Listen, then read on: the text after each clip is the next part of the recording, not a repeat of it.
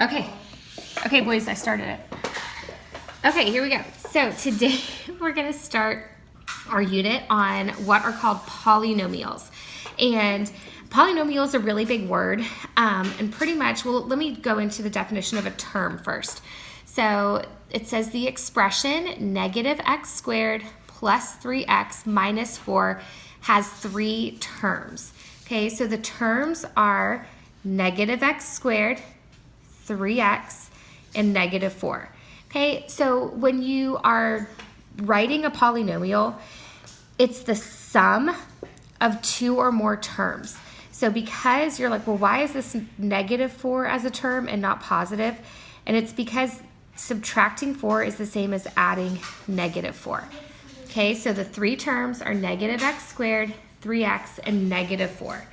So then it says underneath that, a polynomial is one term or the sum of 2 or more terms. So because we're adding 3 terms right here, this is actually what we're going to call a trinomial, right? Because it has 3 terms that we're adding together. And then it says, the next bullet point, a term that doesn't have a variable. Okay, so like this term right here, negative 4. Hey boys, can y'all like not test that out right now? Hey. Okay, so if it doesn't have a variable, right, it's just negative 4, that's called a constant. So to simplify a polynomial, all we're going to do is combine our like terms. So let's look together at number 1.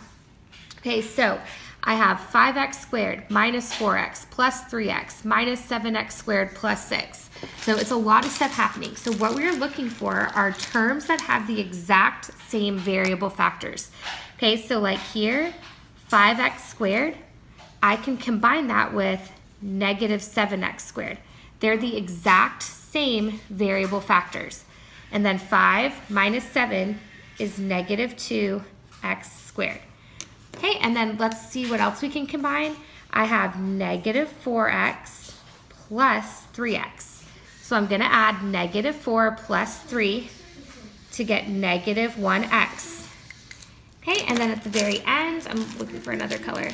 I have, sorry, oops. At the very end, I just have plus 6. Is there anything I can combine that with? No. Hey, Luke and Mason. Okay. So, number 2. What I'm going to do is I'm going to look again for my like terms. So I can combine 3y squared minus 2y squared to get just 1y squared. I can call it 1y squared or just y squared. Then I have 6y.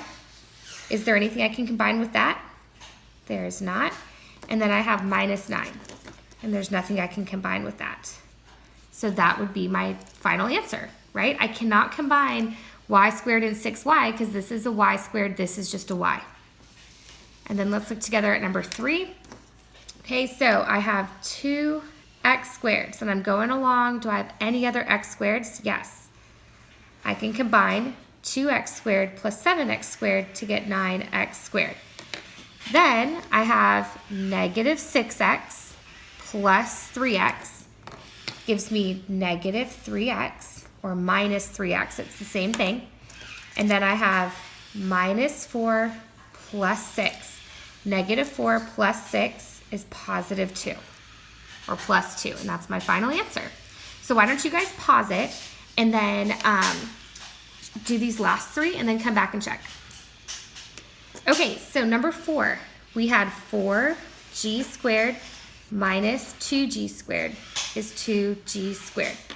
And then I have negative 5g plus 7g would be plus 2g. Okay, number 5, I'm going along and I'm looking, okay, and I have 3y minus another y. So 3y minus y would be 2y. And then I have minus 5y squared. Are there any other y squareds? No. And then I have plus 7. And are there any other just constants? There are not. Okay, but here's the thing. We always want to write our answers in what's called descending order. So do y'all see how this has a exponent of 2?